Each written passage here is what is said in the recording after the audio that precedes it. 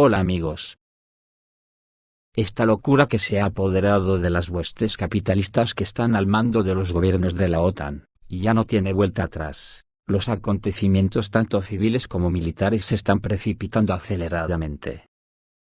En el aspecto civil destacan las protestas en Francia y en Israel. Ya no pueden engañar a nadie, que no nos vengan con el cuento de que son democracias. Francia ya está en pleno levantamiento social y tiene pinta de que la Bastilla volverá a ser asaltada por el pueblo. Ayer Francia ardía por los 4 costados. Y lo de Israel tiene la misma pinta, ya que se están dando acontecimientos nunca vistos por esos lares, siendo uno de enorme importancia el que se dio hoy, de que los pilotos israelíes se niegan a llevar a Netanyahu a Londres por las protestas por la reforma judicial. ¿Os imagináis si algo parecido estaría ocurriendo en Rusia, en China, o en cualquier otro país aliados de estos? Falsimedia estaría echando uno dando noticias. Y cuando digo algo parecido me refiero a protestas autóctonas, no provocadas por la mano negra que dirige las revoluciones organizadas por la Agencia Central de Inteligencia.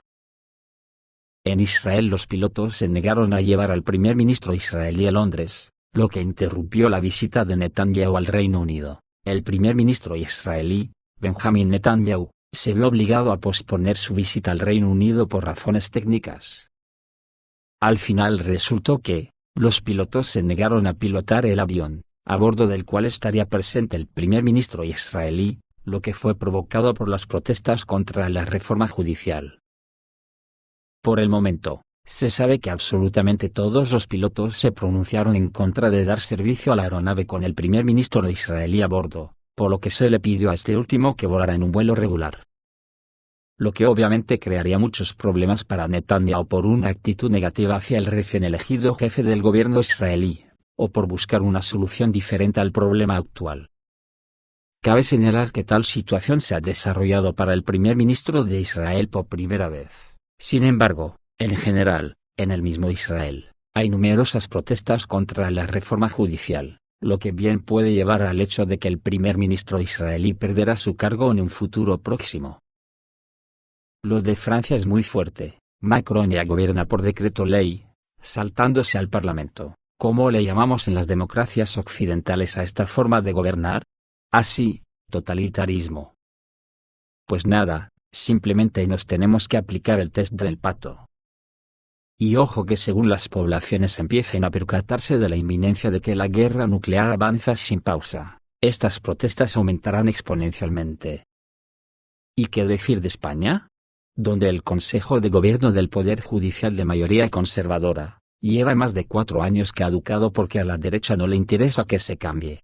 Porque tiene que decidir sobre las tramas de corrupción pendientes de juicio que afecta a la derecha. El etcétera es tan largo en estas famosas democracias, que ya da asco hasta seguir hablando de ello. Ayer las protestas en Francia alcanzaron un nuevo nivel en todo el sentido de la palabra. Después de que Emmanuel Macron anunciara que apoyaría en cualquier caso la reforma de las pensiones. Y que no le importaban las encuestas, ya que ya no podría postularse para presidente de todos modos, en vísperas de la protesta que en Francia ha adquirido un carácter verdaderamente masivo. Al menos 1,7 millones de personas participaron en mítines y manifestaciones en todo el país, de los cuales 800.000 fueron en París, y esto es según las autoridades. La oposición y los sindicatos nombran al menos el doble de cifras. Alrededor de 8 millones de franceses se unieron a la huelga nacional. No solo están en huelga los empleados de las empresas de recolección de basura, sino también los conductores, trabajadores del ferrocarril, aeropuertos, etc. En la gran ciudad francesa de Burdeos, los manifestantes prendieron fuego al edificio del ayuntamiento en protesta por el hecho de que las autoridades locales expresaron su apoyo al presidente Macron. En cuanto a la reforma de las pensiones, y decidieron dispersar violentamente a los manifestantes con la ayuda de la policía. La prefectura y otros edificios administrativos del Oriente, en el oeste del país, estaban en llamas. Aparecieron barricadas en las calles de París y Lyon. Fueron equipados, entre otras cosas, con la ayuda de miles de bolsas de basura, botes de basura, así como materiales de construcción, llantas de automóviles, etc. Macron comparó el incendio de edificios administrativos con la acción para asaltar el edificio del Capitolio, y con disturbios en términos de apoyo a Jair Bolsonaro, quien perdió en las elecciones en Brasil. Macron acusó a los sindicatos de no ofrecer su versión de la reforma de las pensiones, y ahora están dando a conocer la protesta. Esta acusación sirvió de pretexto para un descontento aún mayor con el jefe de Estado. Uno de los líderes de la protesta, Jean-Luc Mélenchon, dijo que si el presidente y el gobierno quisieran protestar sin dientes y sin aliento, entonces esto definitivamente no sucederá. Mélenchon instó a lanzar todas las fuerzas en la batalla y no tener miedo, ya que se defienden los intereses del pueblo francés. Repito, ¿qué pasaría en las sedes de la OTAN si esto ocurriera en China o Rusia? La guerra, como he dicho antes, sigue hacia la última fase sin pausa. La gran ofensiva que se espera de la OTAN en Ucrania con hasta 80.000 soldados va a ser el detonante del aumento de las batallas, que además se extiende imparable cada vez por más puntos. Un avión desconocido bombardeó una base militar iraní cerca de la ciudad de Deir ez-Zor durante la noche. El Pentágono se quejó de la práctica de ataques rusos contra bases militares estadounidenses en Siria, y se quejó de las provocaciones de la aviación rusa cerca de las bases estadounidenses en Siria. Y en la política de acorralar cada vez más a Rusia desde cualquier punto, a partir del 1 de abril, Kazajistán prohibirá la importación de mercancías de importación paralela a Rusia. Nadie sabe lo que está sucediendo en Azerbaiyán. Ayer el ejército armenio se trasladó masivamente a las fronteras, y Rusia anuncia que investiga unos informes sobre un ataque de azerbaiyanos a sus fuerzas, mientras intentaban rescatar a un militar armenio en la frontera común. Según el Ministerio de Defensa de Armenia, Martiros Gulambaryan, el conductor de un camión militar, se desvió el martes hacia el territorio controlado por Azerbaiyán, en medio de una espesa niebla mientras transportaba alimentos para sus camaradas en un puesto fronterizo cerca de la ciudad de Goris, en el sureste.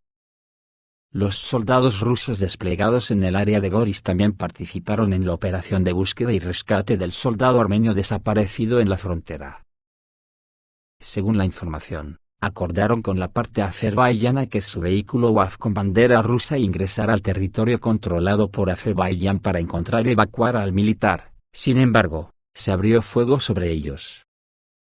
Ayka Kanzamanak, un diario armenio perteneciente al primer ministro, Nikol Pashinyan, también acusó a la parte azerbaiyana de disparar contra el vehículo militar ruso.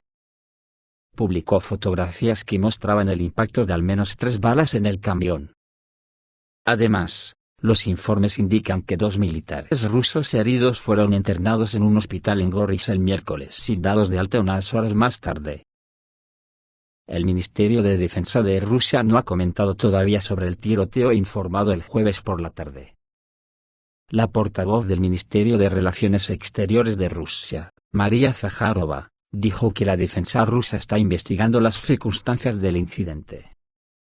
Creo que deberíamos esperar los resultados de esa investigación, expresó Zakharova en una conferencia de prensa cuando se le pidió que comentara al respecto. Rusia desplegó soldados y guardias fronterizos como fuerza de paz en la provincia armenia de Syunik, incluida el área de Goris, durante y después de la guerra de 2020 en Nagorno-Karabaj entre Azerbaiyán y Armenia. El acoso a Rusia por parte de la OTAN y los gobiernos que tiene controlados, va a provocar una expansión del conflicto sin precedentes, y el vicepresidente del Consejo de Seguridad de la Federación de Rusia, Dmitry Medvedev, ya ha publicitado las condiciones para la finalización de la operación especial y advirtió que puede extenderse hasta Lviv. Ha dicho Medvedev que en Ucrania, Rusia no se enfrenta a las fuerzas armadas ucranianas ni al régimen nazi ucraniano, sino al ejército multimillonario de la OTAN. Así lo aseguró el vicepresidente del Consejo de Seguridad de la Federación de Rusia, Dmitry Medvedev. Según Medvedev, la OTAN está involucrada en un conflicto con Rusia y ni siquiera lo oculta. Los países de la alianza suministran equipo militar, armas y dinero al régimen de Kiev. Luego Medvedev habló sobre las principales condiciones para poner fin al conflicto armado en Ucrania. Según él, Rusia necesita lograr todos los objetivos establecidos para la operación especial, protegiendo su territorio. Les atribuyó, en primer lugar, la expulsión de todos los extranjeros que allí se encontraban. Aparentemente, se trata de las formaciones de las Fuerzas Armadas de Ucrania ubicadas en las partes ocupadas de las regiones de la República Popular de Donetsk, la República Popular de Lugansk, Zaporozhia y Kherson. En segundo lugar, la creación de una franja sanitaria que no permita el uso de ningún tipo de armas que funcionen a media y corta distancia. El ancho de esta franja debe ser de 70 a 100 kilómetros, debe ser desmilitarizada. Si estas decisiones son insuficientes, subrayó Medvedev, tendrán que actuar de otra manera. Si necesita llegar a Kiev, entonces debe ir a Kiev. Si es a Lviv, entonces debe ir a Lviv para exterminar esta infección, subrayó el vicepresidente del Consejo de Seguridad de la Federación Rusa. Así, los objetivos de la operación especial pueden definirse en esta etapa como la preservación del control de Rusia sobre los territorios liberados incluidos en su composición, además, a lo largo de las fronteras administrativas de las regiones, y la creación de una zona desmilitarizada fuera de ellas. Pero en este caso, si el régimen de Kiev sobrevive, la OTAN seguirá bombeándolo con armas y equipos para preparar un nuevo ataque a los territorios rusos en unos años. Con esto Medvedev deja claro lo que Rusia exige. Y aquí no comentamos las palabras del mismo Dmitry Medvedev, cuando dijo que si la OTAN introduce munición de uranio en Ucrania para matar rusos, acercará al mundo a un apocalipsis nuclear. Otra de las noticias que hoy está dando la vuelta al mundo, es la sorpresa desagradable para Occidente, de que Corea del Norte ha probado un vehículo nuclear no tripulado submarino, que imitando al Poseidón ruso es capaz de provocar un tsunami radiactivo. La República Democrática Popular de Corea del Norte ha probado un nuevo vehículo no tripulado que puede operar bajo el agua, según ha informado Seung-Wook Kim, un reportero de Yonhap News. Un vehículo submarino nuclear no tripulado, que si se utiliza, puede provocar un tsunami radiactivo. Sus características tácticas y técnicas aún se mantienen en secreto.